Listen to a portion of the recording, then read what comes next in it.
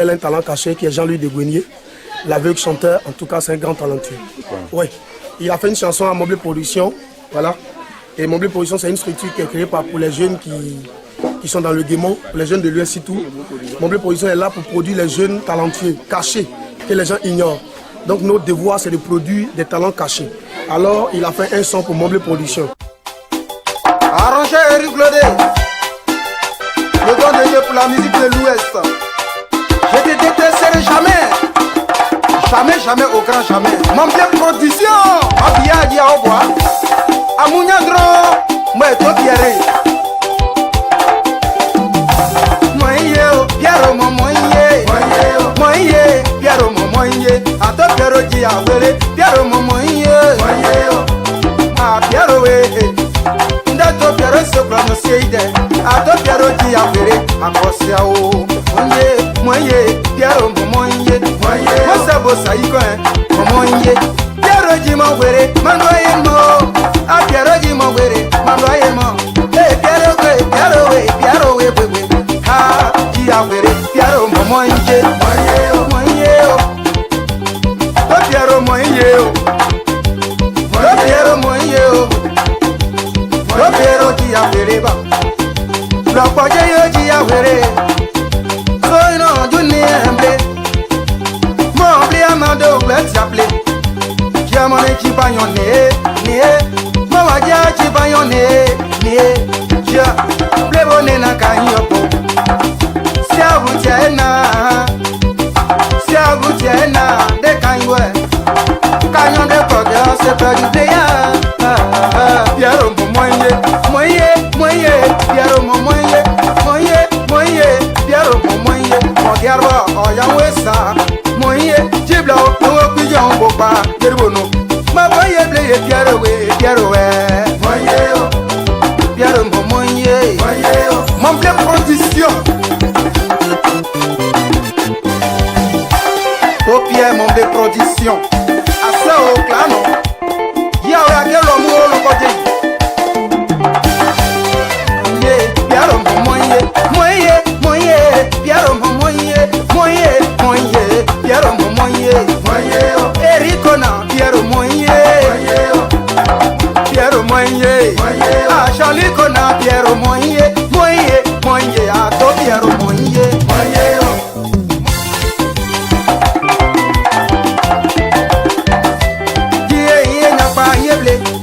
Piero di nyapa yeble ha nie Piero ah Piero we moye Erico jato Piero moye mare bomu jato Piero Erico de bomu jato Piero miomo daka yo jale ko ye nyowo pa opa bla yede nyani yeble bra kije o anade bro aja be atia. I do a lot of things, I do a lot of things for your baby. I go crazy for your baby. Stay on my mind for your baby. I think I'll lie for you, I'll die for you. Yeah, I promise you. I swear for my heart, girl, I love you. Take my hand, I'll take your hand. Let's go far away. Silicon ENT. See you on this one day. From the nation's capital, Monrovia, where we're going to be making a follow-up. He had a major press conference today in Liberia relative to the county meeting. We'll be making a follow-up here this event. Right here on the Diaspora Internet Giant Station, Liberia Public Radio. And very shortly, we'll try to connect with the minister. But let's just take a look at some of the things that the minister talking about. I had a privilege to sit. I promise you. I swear for my heart, girl, I love you. Come take my Issues I've already to the permission.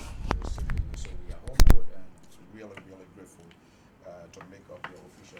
Good afternoon, sir. Good afternoon, Pastor, and you're welcome to the Ministry of Youth and Sports. Okay. All right. Again, thank you. All right. This is not just only for our only viewers, but to give people not only in Liberia but outside of Liberia the ministry. The ministry now has transitioned to the Samuel Kanyado Sports Complex. Why this building was chosen? Well, when I assumed office in February 2018, the ministry were already here. So I can't speak to why the decision was made.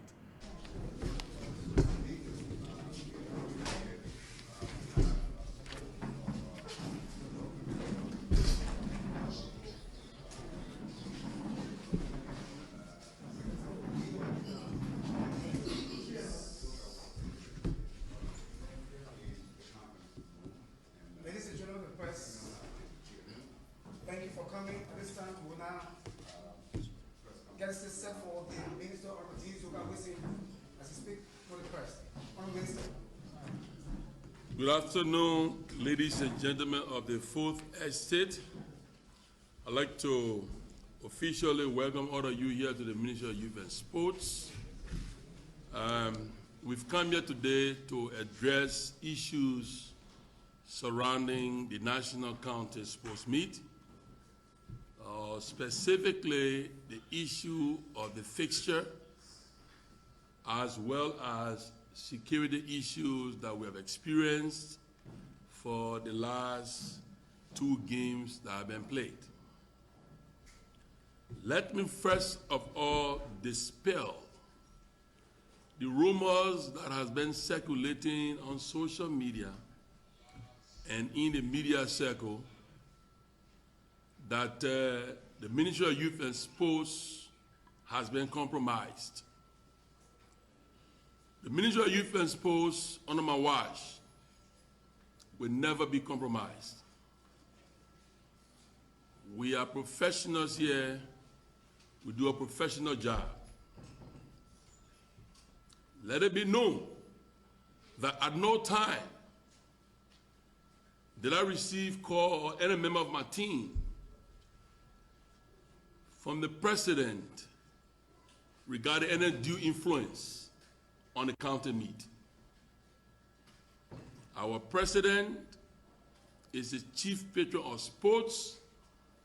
He is the president for all 15 counties.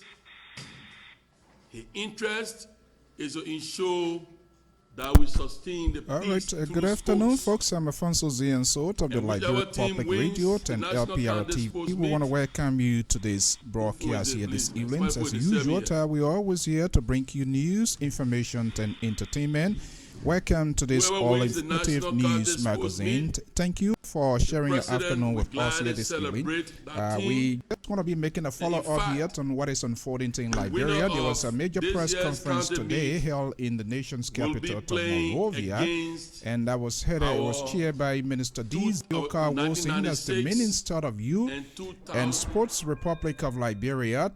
At his administrative office, I believe, at the Samuel Kanyado Sports Complex, and it has to do with the ongoing county meet. But it was quite fascinating for quite a while to see a minister to come forward to admit to some of the blame or some of the mixed step along the way. But the minister was very bold.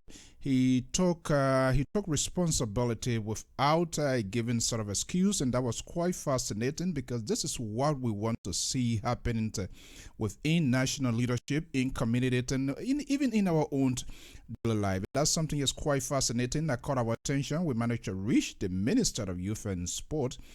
You listen to that press conference carried by our sister network here, the Spoon TV and other major network. As you may know, it's a major soccer match on the way. We'll try to see, let's see if we can connect with the Minister of Youth and Sport, the Republic of Liberia, Minister D. Zioka Wilson, who has agreed to speak with us here this evening here in this LPR special here. So stay tuned, folks. I'm going to be with you very shortly as we try to connect with Minister D. Zioka Wilson from the nation's capital of Monrovia. And I'm Afonso Ziensot. We want to welcome Minister D. Zioka Wilson as the Minister of Youth and Sport, the Republic of Liberia. Minister, welcome. Thank you very much. And I'm Afonso Ziensot. We want to welcome Minister D. Zioka Wilson from the nation's capital of Monrovia. And I'm Afonso Ziensot. We want to welcome our man, Bertin Tino is our national correspondent right there in Greater Liberia, Bangabon County, as well, doing an extraordinary job there for the LPR. That we will be getting information. But let me just see, as soon we'll get. Hello? Yeah, hello? Yeah, Honorable Minister, good evening. Are you hearing me? Yeah, I can hear you. Good evening, Alfonso. Okay, good. All right, there you have it. On the line is the Honorable Minister of Youth and Sports of the Republic of Liberia, Minister D. Zioka Wilsons, is joining me from the nation capital of Monrovia. All right, Mr. Minister, good afternoon and good to have you here with us. Yeah, good evening from my end. All right. Okay, thank you for honoring our invitation. It was quite amazing. I monitored the major press conference that you had today relative to the ongoing county meet. Most of the time we critique government officials and other folks, but I think they were quite interesting to admit some of the missteps along the way, and you as a minister taking that responsibility. But you also sounded a kind of cautions and a candid appeal out there. And we just thought that it is better to share this with the Liberian community in the diaspora, because whatever good comes out of Liberia, we believe we should get a fair share of it. So thank you for being here. It was quite, how did this even happen, first of all, Mr. Minister? So what specifically are you talking about? Relative with the fixture today. And there was some sort of misinterpretation out there where people are saying that the ministry is compromised, which of course you clearly pointed out today that was not the case. All right, thank you so much. First of all, let me restate that the Ministry of Youth and Sports, under my watch, will not and will never be compromised.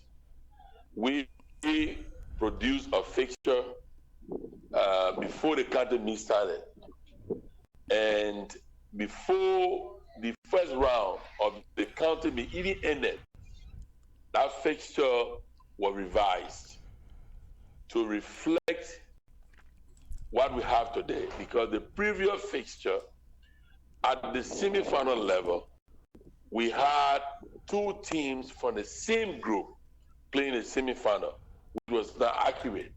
And so the Deputy Minister of Sports, Mr. G. Ande Kwame, who is also a FIFA match commissioner, CAF match commissioner, and where Awafu, very knowledgeable and versatile, realized that, and being the Deputy Minister for Sports, called the technical team, and that ratification was made before the tournament even started in Monrovia.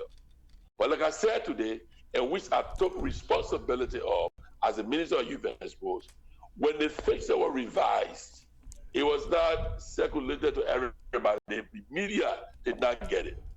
So immediately he posted on Facebook 2 days ago that the game has been for Wednesday has been pushed to Thursday to enable the players to rest themselves properly, and gave the fixture for Thursday. The journalist jumped on there and said we have been compromised, which was not the case. But in our own rules, the rule says we as the organizing committee has a right to make adjustment as we see fit. So the action by the Deputy Minister and his team was consistent with the rules governing the game. So as the Minister of Youth and Sports, the reason given for which the adjustment was made was satisfied by me. So to the public, we take full responsibility for the miscommunication, and I apologize, and the fixture remains as being revised. So tomorrow we have Lofa County going against Grand Coup and Nema County going against Maryland County. Okay.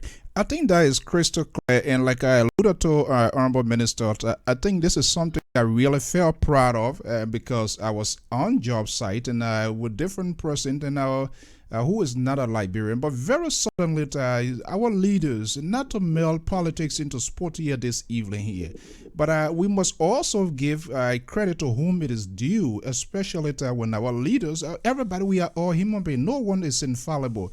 But to see you today, stand before cameras to say, okay, has happened, let us move forward. And first of all, to admit and apologize, I think that's a huge step. And you also outline some of the numerous challenges which, of course, your ministry or the folks at the Ministry of Youth and Sports are faced with, especially people that are going in there and they are not paying or they are not going through the protocol. How difficult is this situation, especially to those even you did mention about the VIPs? Is there any protocol as to who want to go to VIP? Like you say, it's a complimentary process by the Ministry of Youth and Sport. Is there any protocols regarding folks that are going to VIPs, and who are those? Is there anything earmarked? Well, definitely. And the issue of people coming on the field who do not have tickets is not unique to this administration. This is an age-old problem that people come on the field, government officials, security personnel, some ordinary citizens, they all do the same thing. Now, we have told them today in our press conference that tomorrow, access to the VIP will be strictly by presentation of your VIP ticket to that entrance. And I've made an appeal. If you do not have a VIP ticket, please buy around VIP, because those are the only categories of tickets that have been sold. The around VIP, stadium wing, and around the field. We're going to restrict VIP tomorrow. Only people who have their ticket will enter. Mr. Minister, when you say you're going to be restricted, these are the same security folks that are going to be there. They are the same, some government officials, lawmakers, people within the executive, and so on. The list goes on, managers. They're going to be the same people. How well is this your decision is being supported by national government? When I'm saying national government, I'm talking about the executive branch of government. I think that's where if you take the decision or the ministry take the decision, it must also be enforced so that they too cannot violate that. How sure are you? Would this not happen again? Well, the thing is, since I had my press conference today, I've received numerous calls from colleagues and other private citizens who are not anxious to get tickets to the game. So I think they got the message. The thing is that our security personnel also have issues, but they also want to be respectful of people. And that is why at times when people come and try to make their way through, they come, you don't have a ticket, then they got 3, 4, 5 persons behind you, you're going to bring all of them, that have been a problem.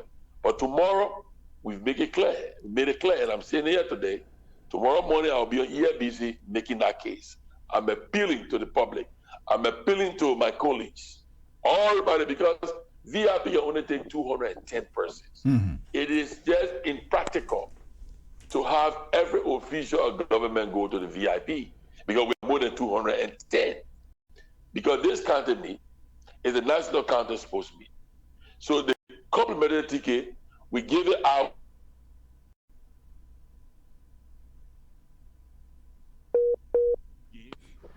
Hello? Yeah, I'm getting Hello? you. Yeah, I'm there. Go ahead. We give tickets out to the counties. We give tickets out to our partners, our sponsors, and other folks who are connected to the game. Now it's difficult to get everybody a ticket. So we have to respect the fact that it is impractical to have everybody to VIP. You go to VIP win, you go to stadium win.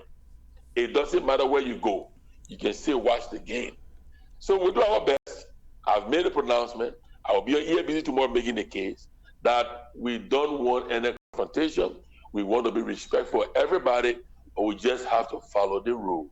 Mm-hmm. Buy your ticket. If you can't get a VIP ticket because it's not on sale, watch the game because the game will be carried live. Mm-hmm. So that's the best we can do, is to get the message out there. And we're not selling VIP ticket. There are folks who have been caught selling VIP ticket. That's why I make it clear today. I made it clear today we are not selling VIP ticket. So everybody selling VIP ticket is fraudulent. It's criminal. And if we find you, we will take action. And I heard you saying one of your staff was caught, and the individual that took the money from that fund has been given back to the individual. What is the repercussion? What is the penalty for such a staff person too as well? Well, I've informed the sports department that he can no longer participate in the county meet as anything. He will be there, and we took his badge from him. And after the whole entire county meet, we will see whether we need to take further action. But I think for now, what we have done is restricting. He has no role to play the county meet anymore. He sold one ticket, and I got the money back from him, and I took it to the president because I know who bought the ticket, and I took it to the president back, and I think we are fine. Yeah, and to be admitted, because I had a privilege to sit with you maybe a year ago during my visit, and I saw things for myself. The level of sort of discipline that you have instilled within the ministry, cleaning up those dubious names that were in the system. I hope this sort of exercise is being executed by all other government officials. Now we are talking about county meet, because that too I really see reason, because people might think it's just only Liberia, but CAF and FIFA and all of these world soccer body are watching. The security of the people, it matters in terms of how things is being conducted. Are we just focusing on this county meet, or moving forward will we see some of these sort of strict measures be instituted by your ministry? No, not just county meet. Even when the Lone Star is playing, we've made it very clear that people must buy a VIP ticket, because for the Lone Star game, the VIP tickets are sold. So we make it very clear that they have to buy the VIP tickets, and there will be no free passage. And they've adhered to it. So once I've made the announcement, I'm confident. Okay, so something here. Let me ingest something here. If it makes sense yet, if you want to speak to it now, that's okay. But if we want to table it, that's another thing. Our correspondent, are you there, Mr. Minister? Yes, I am. Yeah, our correspondent today, Bertintino, in Greater Liberia, Banga, I met with the disabled community. I'm wondering here that these are some of the people that they can somehow participate in sporting activities. Is your ministry thinking in that direction to have those disabled that can participate in certain sporting activities? That's something your ministry is thinking about as well? Because I listened to one of their leaders, and it's like they feel neglected. Society is not looking at them, and so they feel that they are not part of society. And sport is one of the arm that unifies people that we all know about. Is the ministry thinking in that direction to incorporate the disabled and identify something, some sort of competition or something that they can also participate in? Well, absolutely. We have an amputee national team that is a former champion of the amputee competition. In fact, last year, October, the team was in Angola to defend her title. Though we did not win the trophy, but we have an amputee national team that have been playing competition. In Sierra Leone, we sent our deaf and dumb team to Sierra Leone last year, and they participated in the tournament. Look, this government is committed to everyone. We are not leaving anybody behind. When it comes to the sports, we are doing our best. You recently heard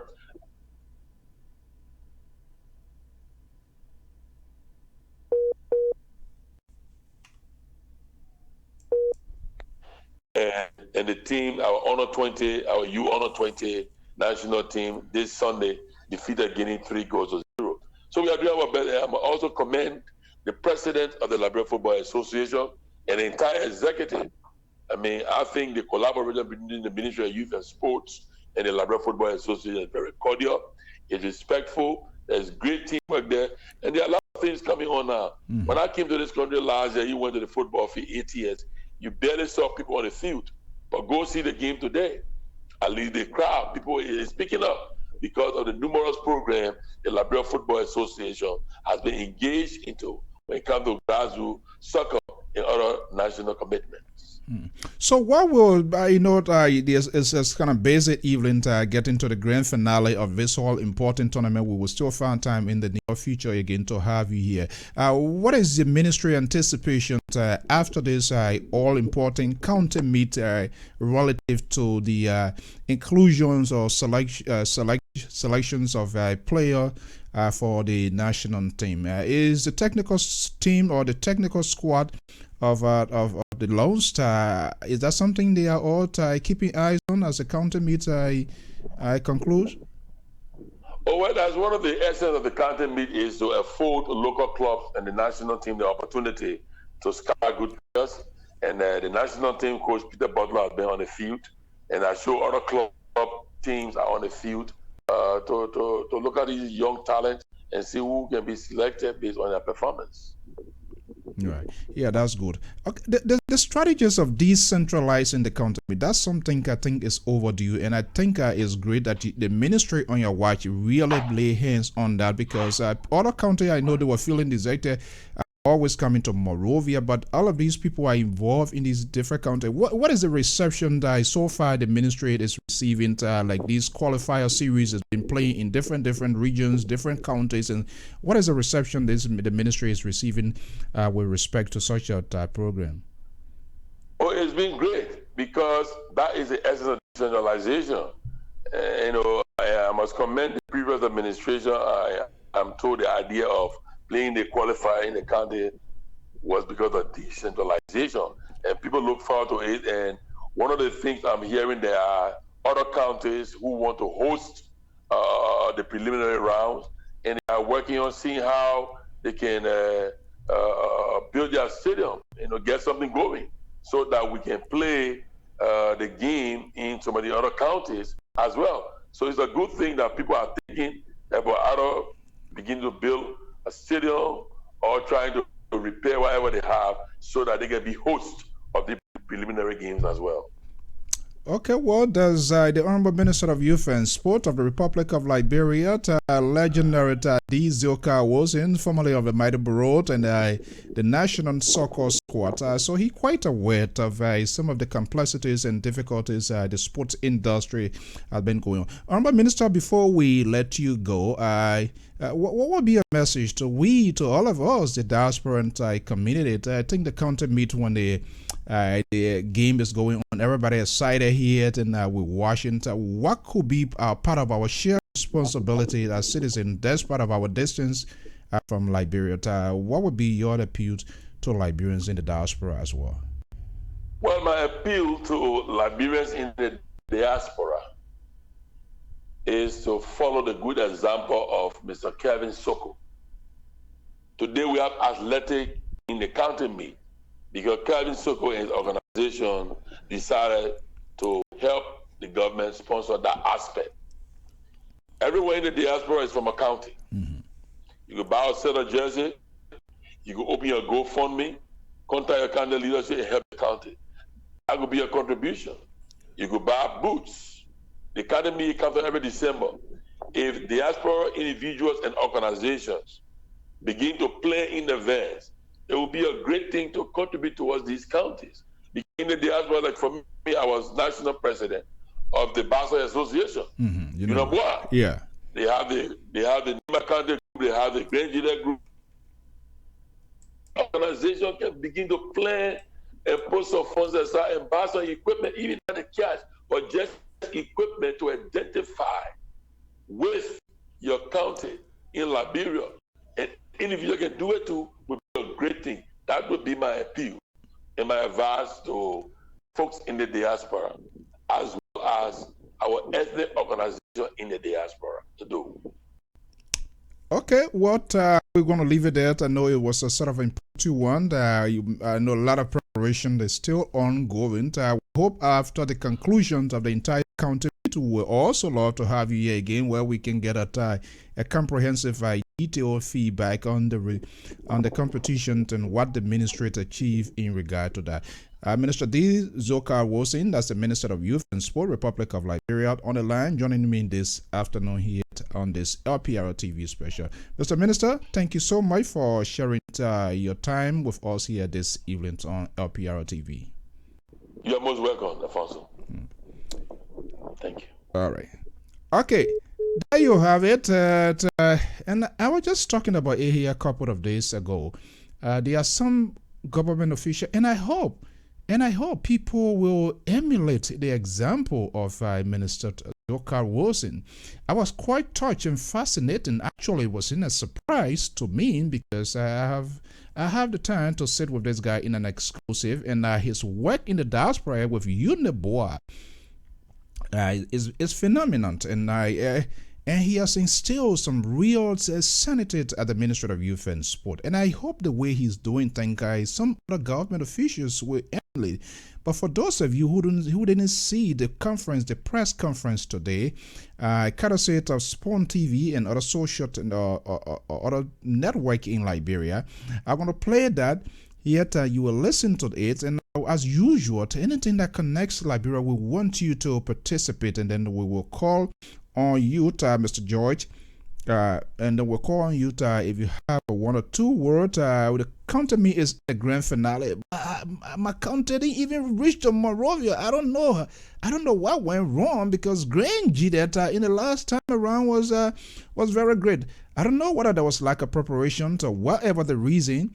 Maybe we ourselves didn't do much to invest to do something for the country, and that's the plea there of the minister to all of us. Somehow, some way, we came from the county before we get here, and we can also be a giver to invest into our county. And like we say, it can be a jersey, it can be a boots, it can be whatever thing, it can be even the cooler just for the guys to put their water in.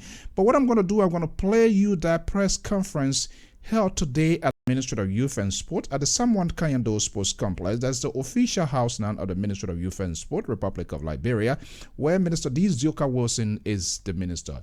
He hosted a major press conference today, and I want you to listen. If you never had a chance to see it, to listen and see how many of our officials, how many of public service officials that can even take responsibility, even if it was the fault of your honor man.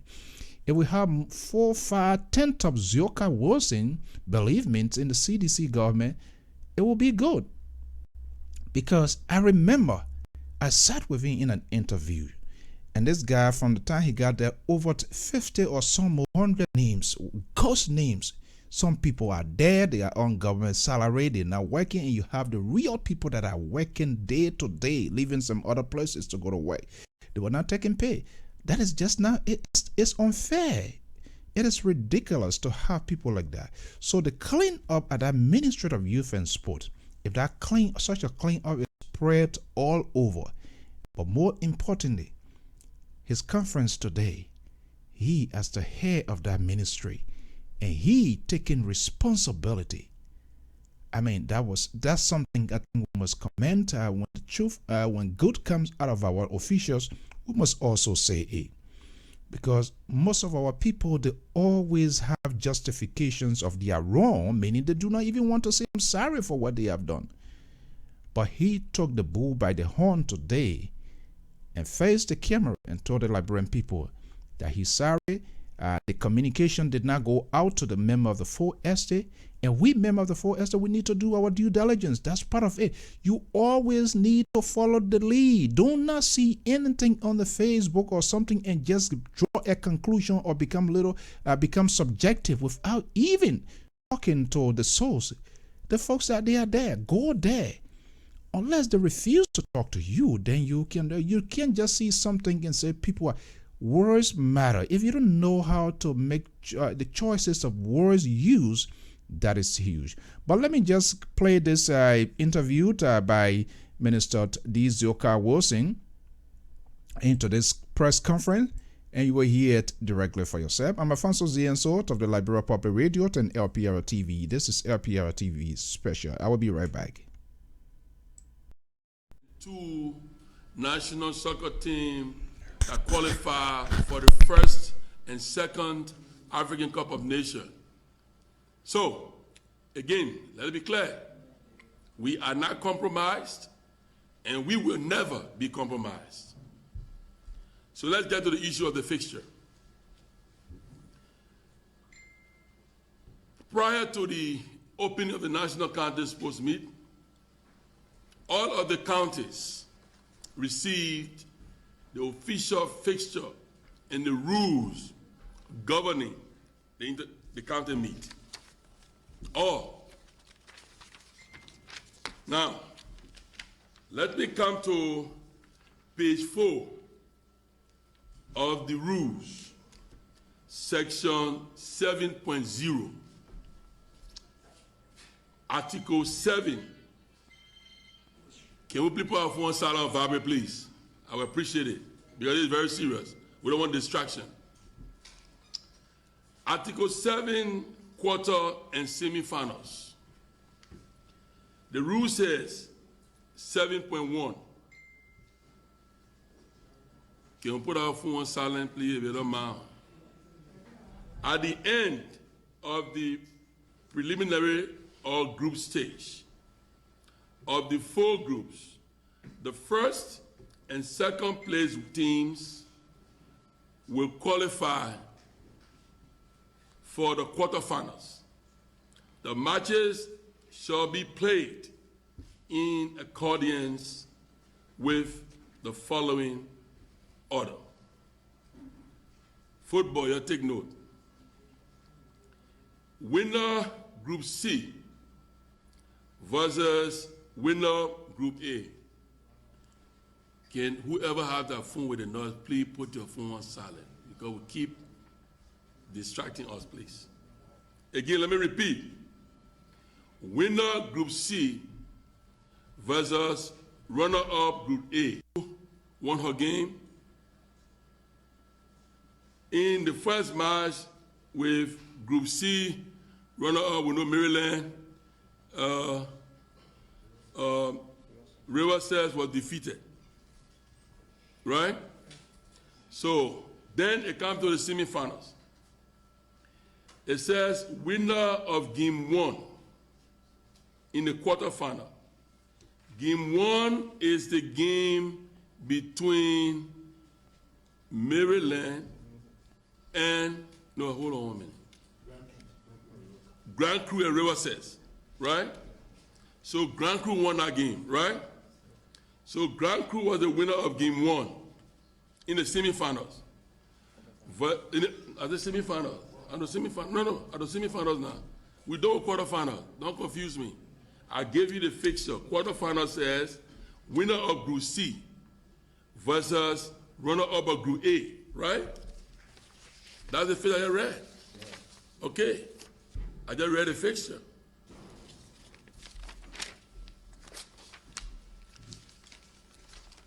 And then the second one says, winner of Group D. Winner of Group D, we all know, was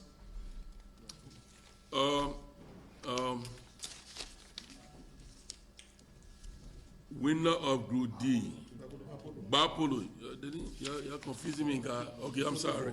Yeah, Bapolu. So winner of Group D, which is Bapolu, versus the runner-up of Group B and the runner-up of Nima County. So Nima won Bapolu, right? Good. So we come to the semifinals.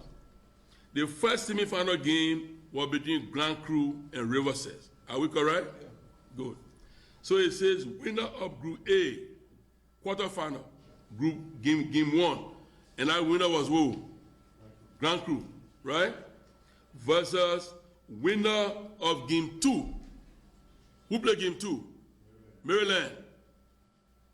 So the original fixture is accurate. That Maryland versus Grand Cru. That is the official fixture, original fixture that was sent to all of the counties. And that's the fixture, which means the second game should be between Lofa County and Nima County. That is the fixture.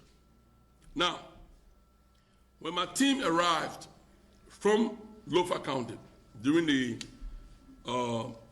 qualifying rounds, the Deputy Minister for Sports, Honorable Andy Kwame, observed from the fixture that 2 teams from the same group were paired into the semifinals. He made an observation. So the team convened a meeting, and the fixture was amended. Now, that amended fixture should have been sent to all of the counties. With that amended fixture, Grand Crew will be playing Lofa. Grand Crew will play Lofa, and Nimba play Maryland, as per the amended fixture. Unfortunately, that amended fixture did not reach all of the counties, though they were communicated to.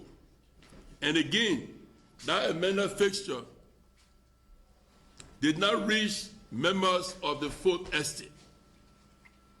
So when the minister posted, the deputy minister posted on Facebook that Grand Crew will play Lofa and Nimba play Maryland, members of the fourth estate who had the original fixture raised issue. Now, instead of coming to ask us, we were labeled as being compromised. No, we were not compromised. Now, the rationale for the adjustment is established, and I wholeheartedly support the rationale. But let me also read to you Rule 27.0. It says, matters not provided for in the rules and regulations. It says, matters not provided for under the rules and regulations shall be decided by the organizing committee. That means it was within the purview, the authority of the organizing committee to adjust the fixture. So whatever the organizing committee did was justified on our rules. But the problem is this: we did not sufficiently communicate the information. For that, I take full responsibility as the Minister of Youth and Sports. And I apologize to the public, the members of the Fourth Estate, and to the teams for causing this confusion. That being said, because the rationale for adjusting the fixture was justified and it fell within the scope of authority of the organizing committee, I have endorsed the amended fixture. So on tomorrow, Grand Crew will play Lofa County and Nimba County will play Maryland. So we are clear on that. No more confusion. We're not compromised. We made an error by our failure to adequately communicate the amended fixture. The same applies to kickball. The same applies to kickball. So whatever amended rules that were made and fixtures that were adjusted, the kickball stand the same as the football. So that laid the matter to rest, that the game has been set for Grand Crew and Lofa and Nimba County and Maryland County. Now, the second issue, security.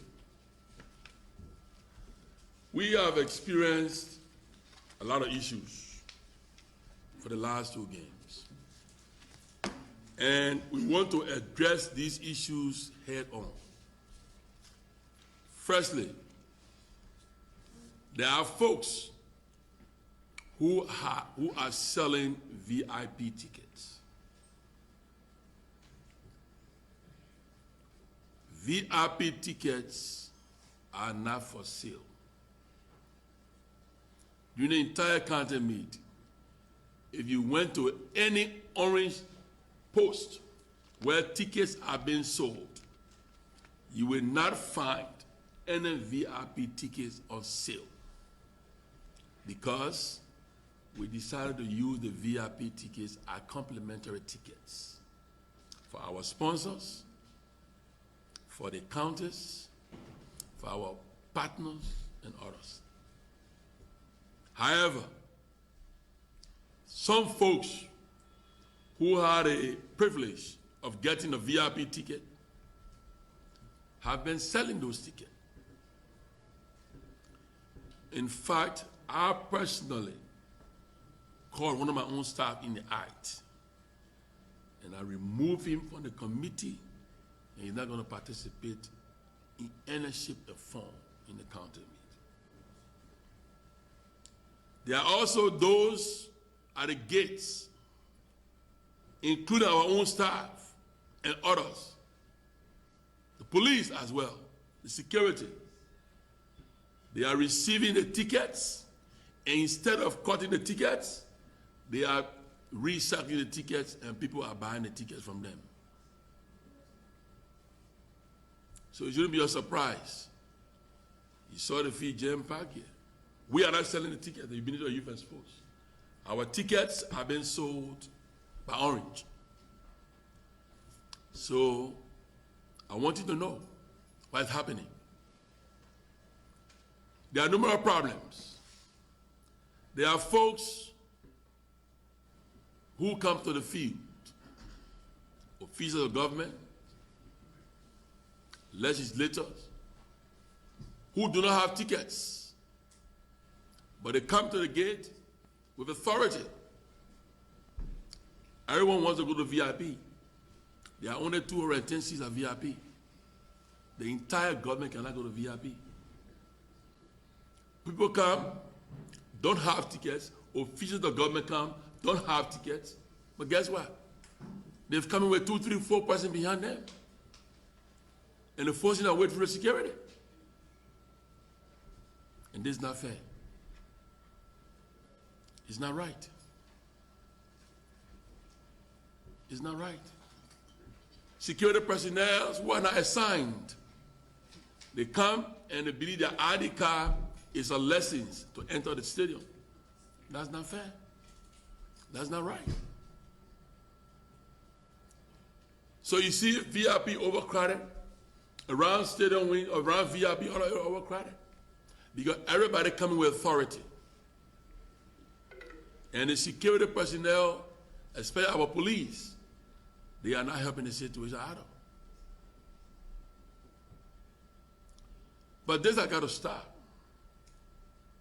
If you don't have VIP ticket, or you don't have ticket for the game, don't force your way in. And especially so you come with 2, 3 persons behind you. You know, and the security people don't want to disrespect anybody. And someone that come to just force their way through. I'm making a passionate appeal to my fellow officials of government. We need to set example. If we come in and fill our tickets and we force our way through, the ordinary man can do the same. That is not right. So, the other day, a DEA officer who was not assigned forced a way through the glass. Wounded one of my staff. The glass broke, the glass door in the front of VIP. 10 stitches, the staff took. Only because he wanted to exert his authority. These are the problems we are facing. And these things have to stop. If you can't get on the field, you don't have tickets, the game is live. But we cannot continue to have people force their way through. That just not, it just can't continue. So I'm making it as appeal to everybody. Please, if you don't have VIP complimentary ticket, don't force your way there. We are selling around VIP tickets. We are selling stadium win tickets. You can buy yourself ticket and go on the field. Or around the field ticket if you want to go around the field. So, We had a meeting yesterday with the security forces for the county meet, and we came up with a few measures. One is we observe people come in their vehicles, they don't have vehicle passes. There will be no vehicle entering the football field tomorrow and to the finals if you don't have a vehicle pass. Second, people coming in our vehicles, they have a vehicle packed with spectators or their family and friends, and they don't have tickets. They want to force their way through the gates. That will not happen tomorrow. If you are in a vehicle, you will have your tickets to show to the security forces. If you don't, you will not enter the field. If you don't have vehicle pass, you will not enter the field. I will be very clear on that. Hello? Second, VIP entrance will be Hello? restricted to only those with VIP tickets or around VIP ticket, because you go through Hello, sir? entrance, go around VIP. And in fact, Are you hearing me?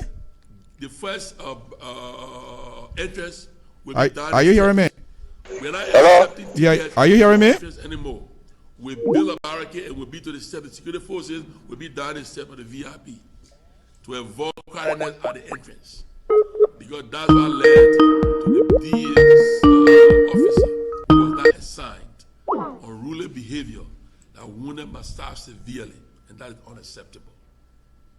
And we urge the public to please follow the instructions of the security forces tomorrow and to the finals. Now, for those coming around the field, if you are coming from EWA way, we enter from the Golden Gate Hotel. We open the gate tomorrow. So everybody will around the field tickets coming from EWA use the Golden Gate Hotel entrance to come on the field. Okay, let me see here, Betint. Let me see here. Hopefully, we're going to get this from the area junction, going. And from the area junction, use the Golden Gate entrance. If you are coming from the rehab are you hearing me? Way or the ELW hospital, the right to play is the gate you will use to enter the field. There will absolutely be no contraband will be allowed or any blunt objects tomorrow and to the final.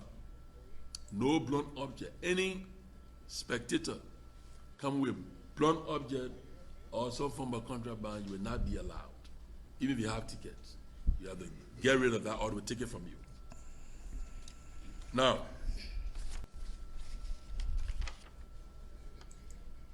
the perimeter of the field. For those of you who are journalists, I want to encourage you to have your passes, because only people with valid passes will be allowed around the perimeter of the field. If you don't have the valid pass, you will not be around the perimeter of the field.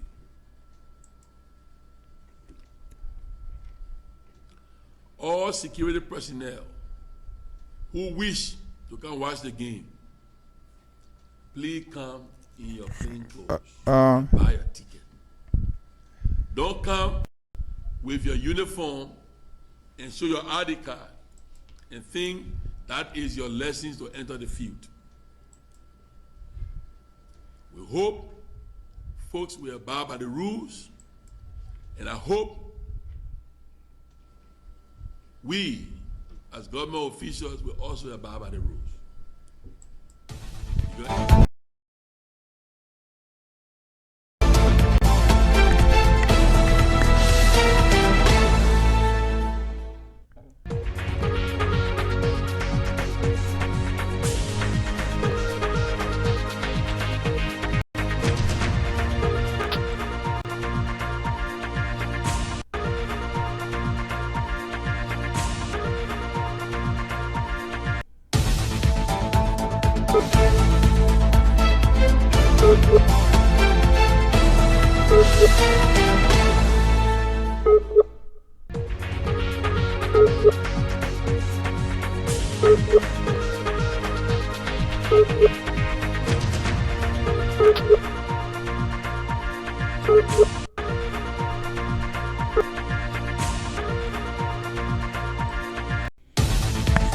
Okay, folks, there you have it.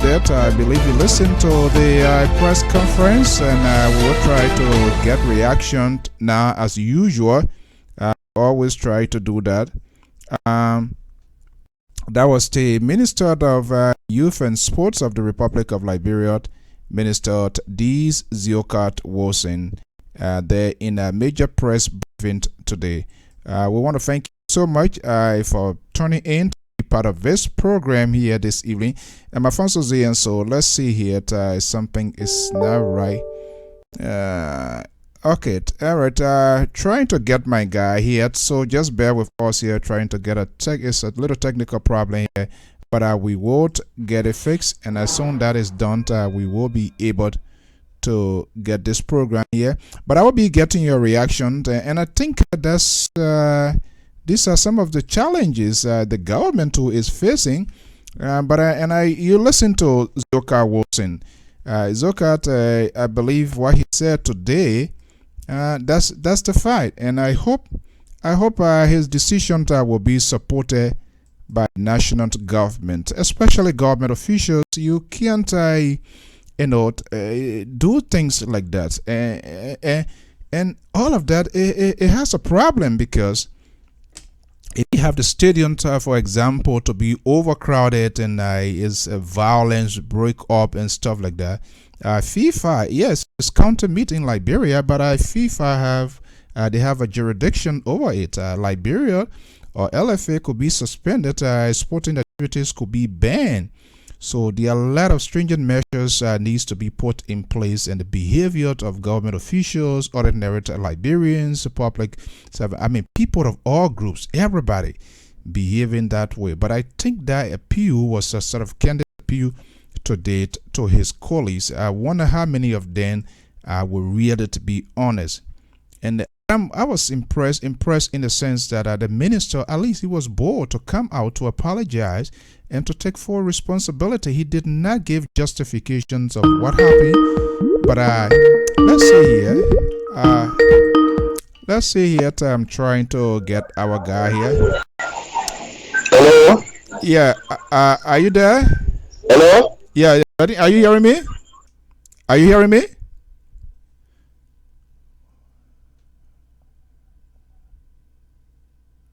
Okay. I don't know. Are you there?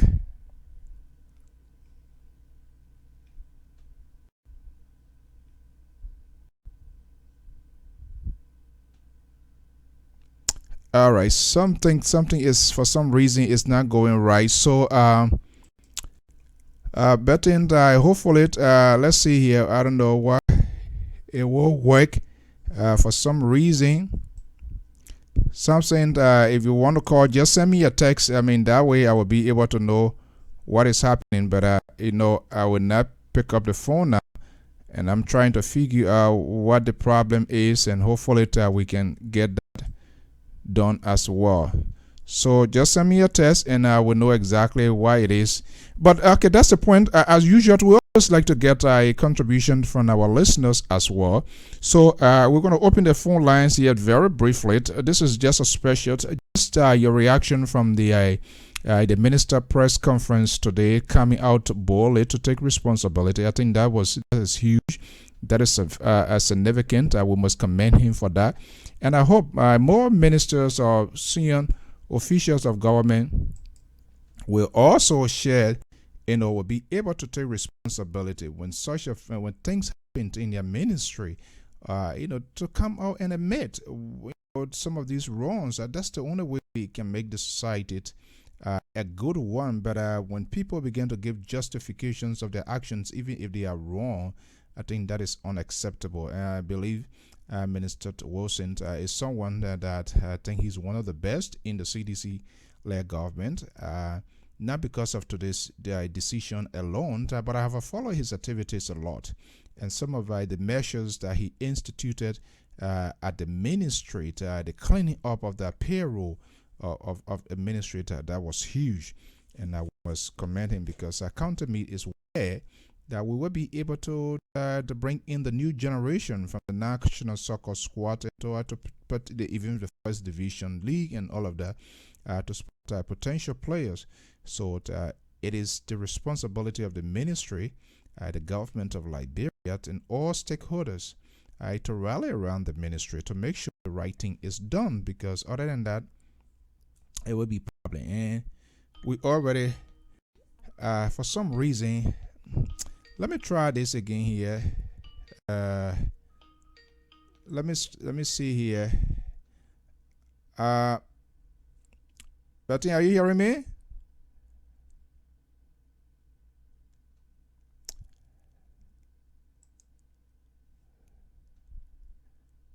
Are you hearing me?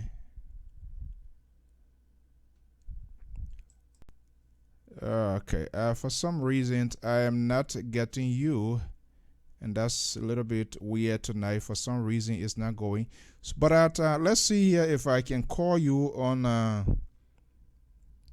your WhatsApp number. That would be also be okay. But I see here. Okay, let me just see. Let me hold on 1 second. I think I'm trying to figure out what the problem is here, and hopefully we can get this fixed.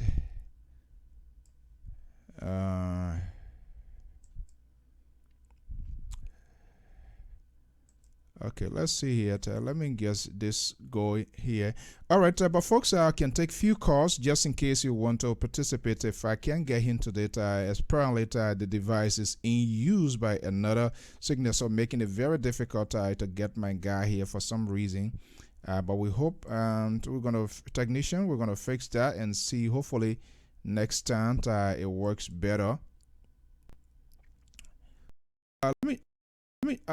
But then I'm going to take one more try here. Hopefully it will give way, and then I can bring you in here just to find out, to see what is going on.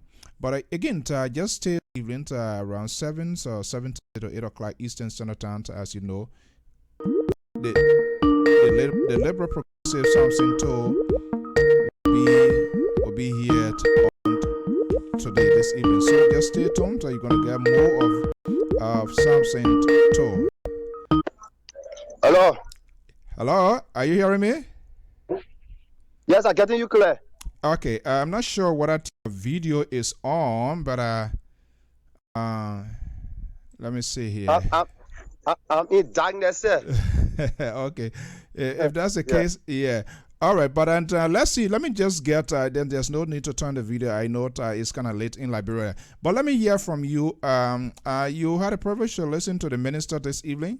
I mean, this morning, especially you in Liberia. Do you have the privilege to listen to the minister, or even listen to him this morning?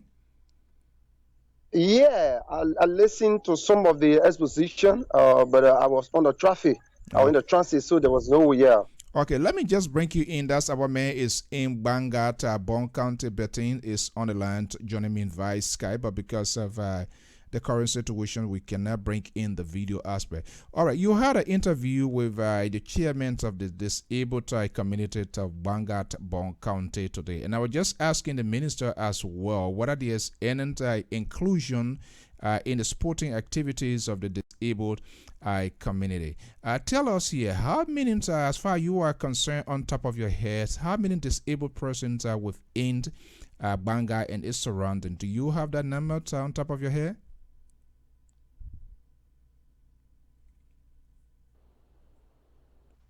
Yes. So, yeah, I'm hearing you. Go ahead. Oh, okay. Thank you very much. Let me say good evening to everyone. Yeah, Mr. So it's so wonderful to be live tonight. The issues about the disabled community here, and I was able to, because we are on a tour, we're able to come to district number 1, which is Boysen in Bon County. And I was able to talk to the disabled community in district number 1 chairman, which is Bodja and Kemun. And he expressed some disappointment about how the disabled organization or the disabled community, how they are treated by government. And with the exposition, he said that since they're being as disabled, government is not paying no attention to them. And I try to find out what is the cause. It makes me to understand that the disabled community that in district number 1, because the court concern today was about district number 1, and to really understand how many members disabled are in district number 1. And we get to understand that the total number of disabled are in district number 1 is 1,750 members disabled are in district, just district number 1. And he better explain to us that yes, I tried to ask him how they surviving, and he told me that we are surviving on our own. Mr. So I visited some side of the disabled where they working. Some of them are the Gofi, the gold money area. You know, we are on a tour to really understand our citizens, feel it in their condition. So we're able to reach to the disabled community today. Mr. So in the swamp, you can see disabled. They are working chunky shovel. I hope tomorrow we'll be visiting that side to do a live video for the people in the world to really understand how the disabled people are suffering. And he made me to understand that they are under the supervision of the vice president of the Republic of Liberia. But there is no concern. There is no concern. Absolutely, there is no concern. And they decided to pay more attention to them and to involve themselves in farming activities. And the thought was, if they do the farming activities, they will enable them to sell the various crops, the vegetable, that they will be able to sustain them and the family. And Mr. So, as I tell you now, they have 12 good farms. And we'll be taking some tour there tomorrow because we visited the gold mining site there, which of course we're able to see almost 5 disabled chunky shovel digging gold today. So he expressed some disappointment in the government that the government is not helping them, the government is not doing nothing for them. But time for election, that's the time they can come to them to vote for them. But this time around, it made me to understand that their chairman said that they should not vote. And I told him that you guys have to be part of the decision-making body. You have to be part of the decision-making process of our country. He said that if the government don't pay attention to them, from now to October, they will not be able to vote. So he expressed disappointment with the government, and also he asking the government to come to the aid, and also asking international community, non-governmental charity homes to come to the aid in Kokoya district number 1. So his feeling is that the government is not paying more attention to them. They are being left out, but they only use the time for election. So, and I heard him saying that there is also allocation for the county development funds for the folks there, for them in the district. So what becomes of the money in that? Was it issue or what? Okay, I asked him this question because the county council sitting, this happens every year. And it made me to understand that this Gong County Council sitting, they were able to give them there was a sign into that budget, which was $10,000. The $10,000 government say have it now. And since that time they said they were going to give them in the budget, they were able to prepare a $10,000 there for them in the allocation. But since then, the chairman wrote for that money, for the caucus, for representative to senator, no way they can get the money. And the 10,000, the government say have the 10,000, and there is no way for them. So when you say, totally disappointed. So let me understand here. If you say that they still have the money, was the money disbursed or somebody just putting hold on the money? What actually is what is the true sense behind the money? Was it disbursed or not?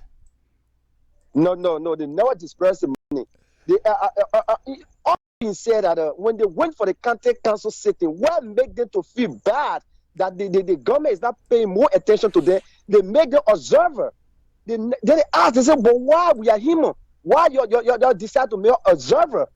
And they gave them 2 seats. And he said that there was no way for them to talk. They just told them to observe the whole activities at the county council sitting. So it was very disappointing. And within that case, there was 10,000 that they said were in the budget for them, but they never disbursed that money up to this time.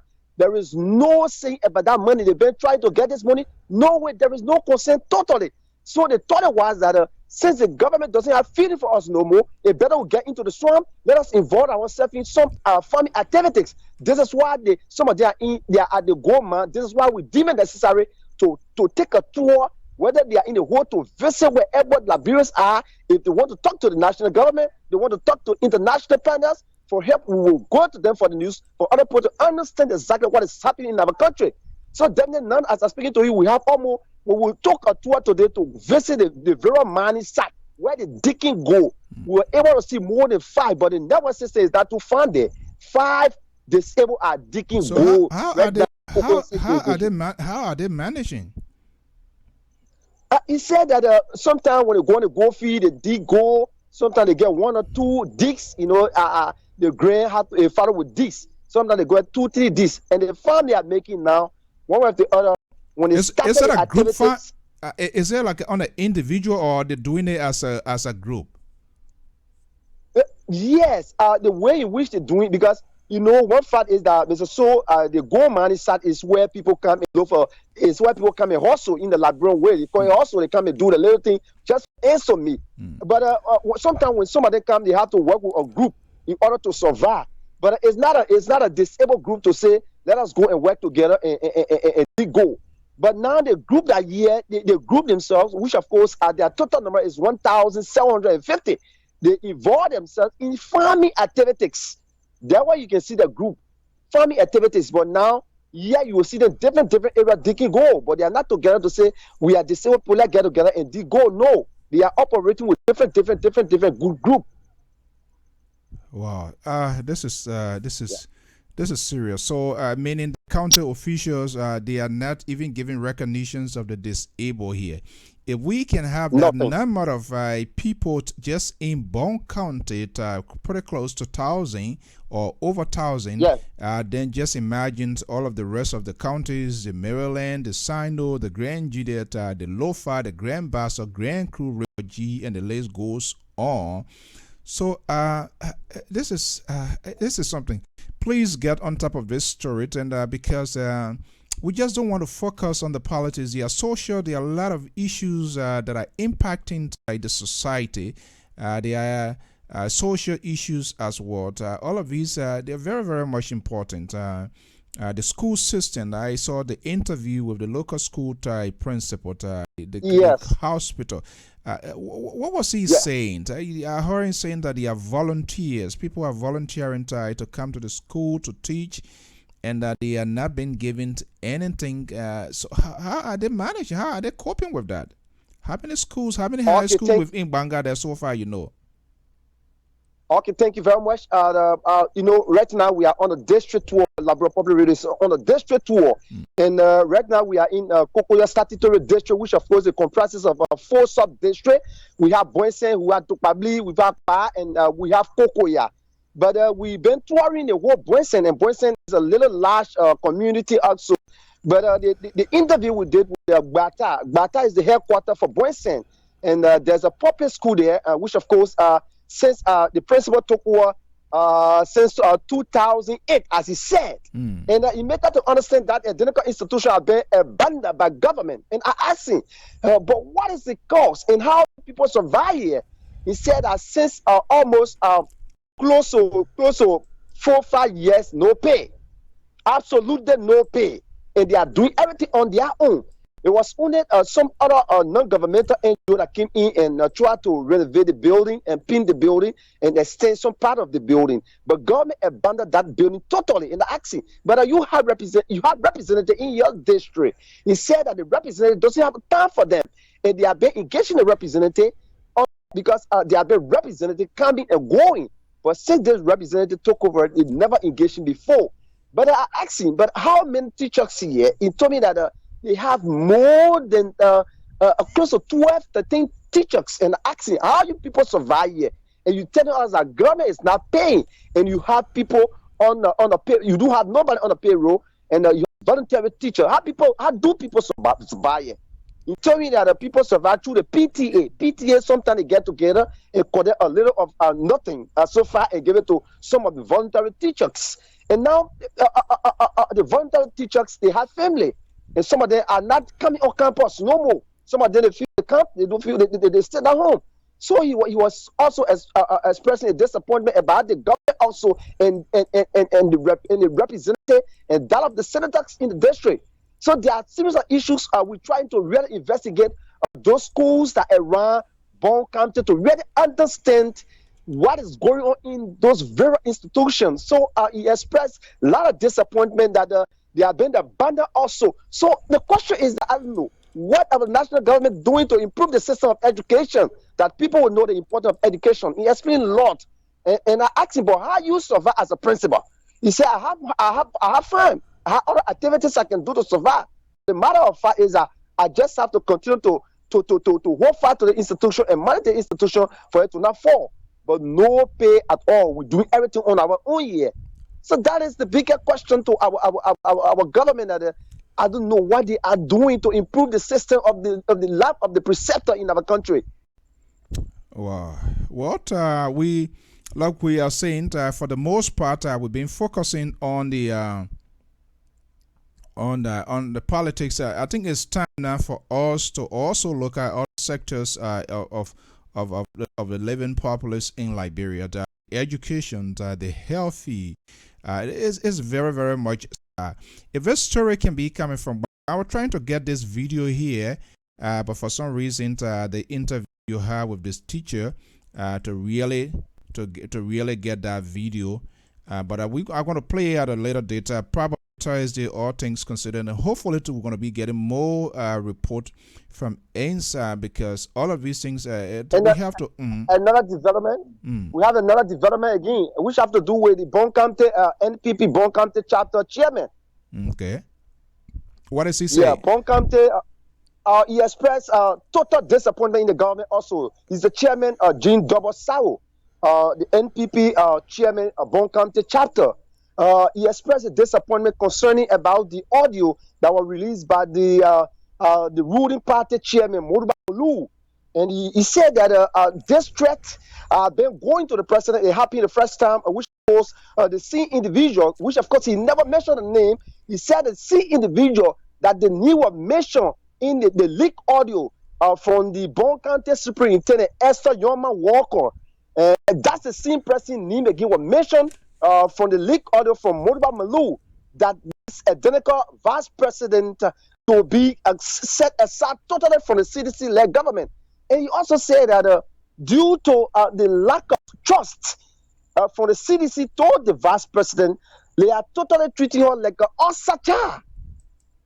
Because like she don't have a verse or immunity or incentive have been seized totally, or office is poorly managing. So wait a minute. Is that how the people in Bon County, is that the sort of feelings? Is that what they are having in mind? That maybe this vice president is not being treated fairly by the president? Is that the kind of opinions and views you are hearing from folks in Bon County? Has she gone there to speak on this, or why is she speaking now? She also made some ridiculous comments in the past. It was their time to eat. You know? Is that coming back at home? Yeah, Mr. So the issues here, last week on a Monday at the Marian Tire Center, we took a little visit there, and with the argument that were on board about if there's a trust, then that it manifests. And that word alone, I decided to ask, what do you mean by that? There was a guy, Harrison Doro, he said that.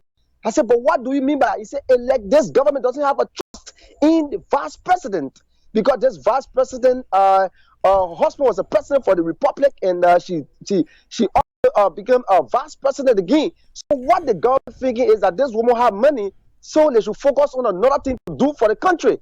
And the question I asked was that, Mr. Doro, if you said this, what do you think about the country? Because the vice president, she have many things to do for the country, and if or incentive from what we're hearing, that what she's supposed to receive to enable her to manage her office, she's not getting. And how you think she will manage her office? He said that, but this government, the vice president said that it is the time. And so anything that happens, it is the time. So the bigger question is that whether the time she was talking about, it was positive time or negative time. That's why he said, but the vice president said that's it is the time. Words matters, because she made some ridiculous comments that there was your time, and if you're not for CDC, if you're not for the party, somebody threatening that people are going to lose their job and all of that. So this is something that is coming back at her now to bite her. So I'm not sure how she can effectively exonerate herself, and even staying out of work, she's being paid by taxpayer. she did not go to session. If she feels that way, what becomes of ordinary citizens, teachers, doctors, if they decide to stay home? And some of them were staying home requesting for their pay. And we saw that the 54th section did that. Mr. So? Yeah, I'm hearing you. Okay, so that's the latest information for Bon County for now. Okay. All right. Thank you, my man. Please follow up with the disabled that, and hopefully we're going to get more videos and image, because that's what the news is all about. We just don't want to be the one to say it. We want for people to see it visually what is it. But I saw that video there this morning. It was touching because we don't know all of the details here. But a funds, counter-sitting fund was allocated for these people, and what is being disbursed, and that's one of the things we need to know. Is the money still within government treasury, or where is the money? Or somebody received this money and nobody knows what's going on?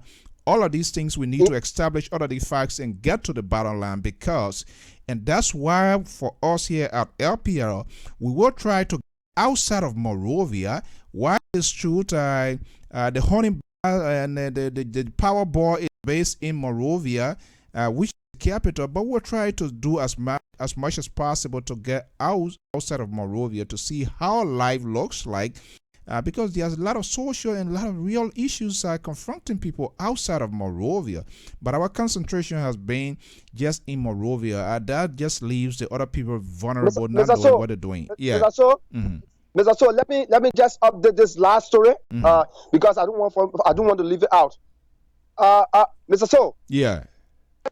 District number 1, with our tour, we understand for other citizens that the honorable Junior Abahill is not doing well for them, and we thought it wise that what can we do, and decided to visit the hometown of Junior Abahill, which is Zowinta, where he hails from. And we took a tour in the hometown there. We were able to meet the Pama chief of that Deneko Chidon, which is one Harrison Tete. You get me? Yeah. One Harrison Tete in Beka to understand that he or Unkuto or Junior Abahills. And we asking you as a Pama chief of this Deneko Chidon, what understand what exactly happening here? All citizens, wherever we pass, people are saying that Honorable Junior Abahills is not doing nothing for the district. In Beka to understand, let me tell you, there were 50,000 allocated for this Deneko district. 50,000 what? US dollar or Liberian dollar? 50,000 United States dollar. 50,000 United States dollar was allocated for this Deneko district number 1. And I'm asking. That's part of. Hold on one second. Betty, hold on 1 second. The 50,000, is that a portion part of the county saving fee social fund is or what? Development fund. Development. It is a. Yeah, that's a development form, you know. Help me out here a little bit here. I don't know, because I know based on the populations of the county, that's how the development fund is being allotted. You in Banga, for example, do you have on top of your head how much is allocated annually? Because I think the vice president did speak on that before. But do you know how much is being allocated annually for development fund for Banga? Yes, we'll follow the story, then we'll update it on the rules or so. Okay. Yeah, but the share was okay. This is what I'm saying about the district that we're in now. We are touring right now. And the 50,000, and the asking you be a Pama chief. I think today, day after tomorrow, or 3 days from now, will be making 2 years since he become Pama chief of this Adenikochino. What have been your achievement? He told me that there is no achievement. There is no achievement. I asked him, but why? He said that because the 50,000 that was given for development fund, Honorable Junior Abahill took that money and put it in your pocket. So there is no development. No way. I don't have money. So how you expect for me to achieve? All right. We have to make the story. We will try to keep it more proportionate to make a balance. Please do everything possibly we can. So we can have the honorable here to also talk to him to get his version of the story. We do not want to conclude whether he has been pocketed or how it's go. But if he is the person, now do they have local leaders? Or I believe they are how to call them? Also part a group that is also part of the city. chairman. Yeah, like chairman and all of that. But we also want to. So, are you saying he is the one the blame is being shifted on for now regarding this money? Definitely, because the former chief who hails from that identical end for a hometown, who control more than 4-5 clans, he make us to understand that there is no development. There is no development totally, because this 50,000 were given for development form. But this 50,000 since he became a chief, there is no good relationship between here a sister son. So definitely he was speaking out. I think hopefully by the grace of God, we're going to send you the interview, the video. You're going to play live for everybody to understand and see what is definitely happening in District Number 1. Okay. I have it here. I'm going to send it. Okay. So please do that. And again, we also try to give a fair shot to get his versions of the allegation that has been levied against him. That's very huge. Please do everything possible to get his number. So we extend him an invitation. If he chooses not to come, that's a different boy again. So we want to know that. And somebody writing here, Variant, she's with one of Vibrant organizations, Liberian Reformation Network, always involved in helping out with people. Is urging here, please do not forget to update us on the disabled people. So please, the interview this morning with the chairperson, it was amazing. Somebody reached out, and I'm sending those numbers to the person. But I think we need to get outside of this whole politics and look at some other issues that are really affecting the living conditions of the country, and that seems to be our distractions.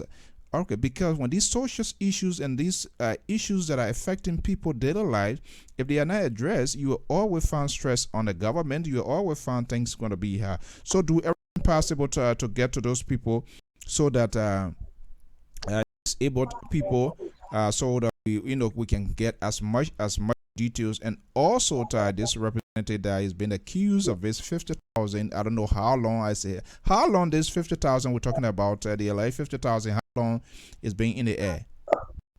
Since last year. And he also took our sister radio, Super Bogidis. He tried to do some clarification that if the people of the district, because I'm quoting him, if the people of the district, because he said you're going to give 50% of his salary back to the district, and he was questioned by the citizens why it's not happening. He said that if the citizens want the 50%, if they wanted, he will come and put and deposit into their account, then he just forget about development. I'm quoting him clearly. So definitely I will try to get the number that we can make everything balanced on that proper radio, sir. Okay. Well, that's Bertin Tinot in Greater Liberia in the city of Banga this evening. Bertin, thank you so much for your good work, and let us keep up what we are doing, and you and your guys there let us know the update from the disabled community, and not just on the Banga, and hopefully we will try to reach out to other counties so we know exactly what is happening. Thank you so much. Thank you so much for the good job. And again, we want to make sure to keep it balanced, fair, and well proportional to have the honorable representative here. He sent me his number. I will personally call him, extend him an invitation. If he wishes, we can bring him here to get his versions of the story. If possible, we want to hear from the leaders in the town as well, so that the people, the public, will decide. Thank you so much. Thank you for having me on this very intelligent show tonight. Thank you. God bless you, Honorable. So. Okay, then. That's our man, Bertin Tinot of the Liberia Public Radio in the city of Bangat, Bon County. So we want to welcome my man, Garrison F. Tobat, is one of our own, is based in the nation capital of Monrovia. Madam Sarah McKinnon told, good evening from Liberia, from our end here, and all of our listeners and followers. Very powerhouse. We're missing for. I almost sent this report to the federal that we're looking for one of our strong supporters and followers. For whatever reason, they went away. But good that you are back here this evening. Maybe, is that a disabled people brought you back here? No, I'm just kidding. Well, there are a lot of online network here, so people have their choice to go to places to see what they can do for themselves and listen. But again, we want to thank you to the Liberal Progressive Sansin Branto Bloku will be here this evening later at around 7:30, 8 o'clock Eastern Standard Time into the editions of conversation with Samson To. I was just in a special with Minister Dees Zioka Wilson, that's the Minister of Youth and Sport. I want to say a big thank you to Minister Wilson for he actually reached out and will reach out with him this morning, and he reciprocated, and he was able to appear as to tell us exactly his ministry. And I think the initiative of Minister Zioka Wilson to take responsibility. If other government officials, public servants, and other folks in the authority, if they can just follow suit, that will be good. So, folks, we want to leave it here this evening. We'll be back here. Hopefully, we're going to get our protesting. Come on, Varian. Well, I didn't see you in Liberia where you were where you were protesting. Okay, then when the protest is over, so we always love to have you here because of your meaningful contributions, and not only youth and your organization, the Liberian Reformation Network. I will be leaving here this evening, folks. Thank you so much. This is a LPR TV special with Minister Dees Zioka Wilson, the Minister of Youth and Sport, Republic of Liberia. But join the liberal progressive Samson Bloku To, the Brown To himself, will be here this evening. He will be here this evening to talk in his regular program conversation to Samson To. Until then, I'm Alfonso Ziansot of the Liberia Popular Radio and LPR TV. Have a pleasant evening.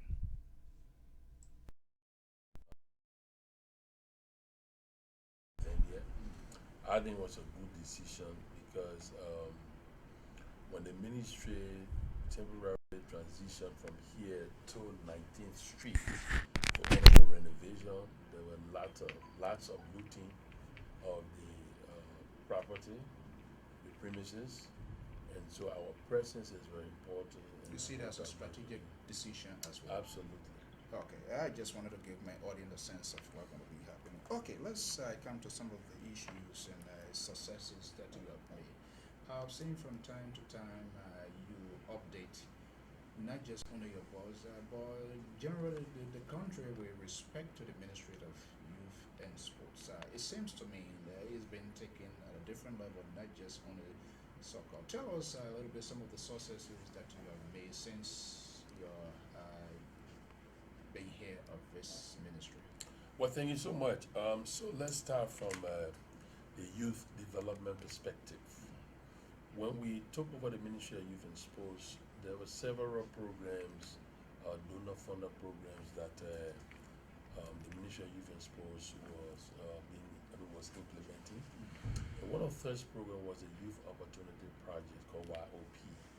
That is a $10 million loan program from the World Bank to the government of Liberia.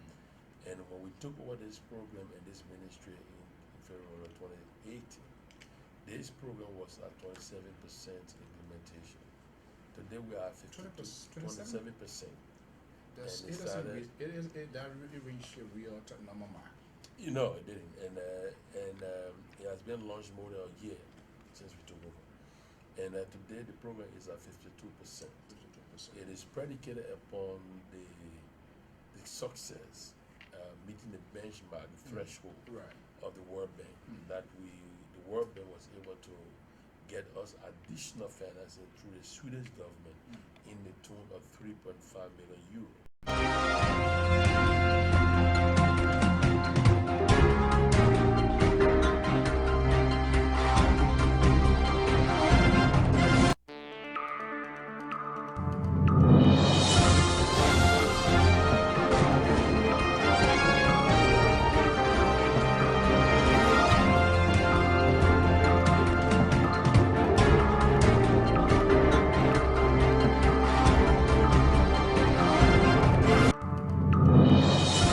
This caused thousands of Tanzanians to come out and join as well, because if their president could do it, who are they not to?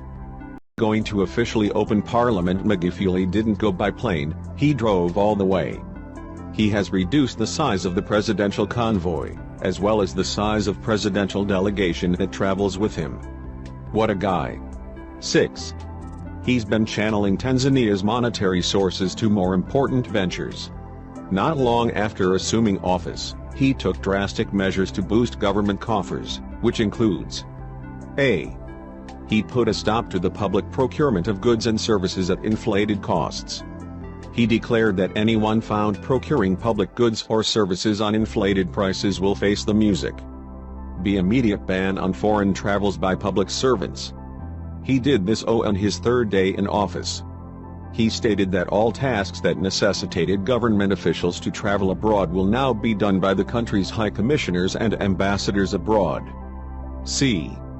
He called on all public institutions to cut expenditure on refreshments during meetings. Magufuli decried unnecessary heavy refreshments being offered at meetings and directed that lunch be served in very rare and exceptional circumstances, where a meeting that starts in the morning is expected to continue into the evening. D. He issued a directive for unnecessary physical meetings to be stopped and for public servants to conduct conference calls instead. This is to cut unnecessary costs that the government incurred from meetings and conferences held at various venues. 7. He made education free for children whose parents couldn't afford it. A promise he made during his election campaign. He also directed relevant authorities to sort and resolve the problem stopping the release of education loans. 8. He keeps federal workers on their toes, so they don't mess up. He went to the federal hospital unannounced and made sure to visit all the wards, including those kept from high-profile visitors like himself. After discovering the sorry state, he fired the director, the hospital board, and ordered that the equipment that weren't working to be repaired within 2 weeks, otherwise he would fire even the newly appointed director. The repair happened in 3 days. Thank for watching. Don't forget to subscribe, like, share and comment. Hello my fellow, let us look on the reasons why Tanzania's John Magufuli is Africa's most beloved president. John Magufuli, the current president of Tanzania, is completely restructuring his home country and we're loving it.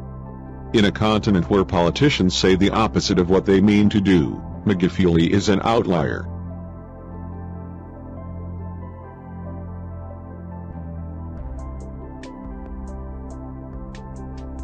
Here are the 8 reasons why.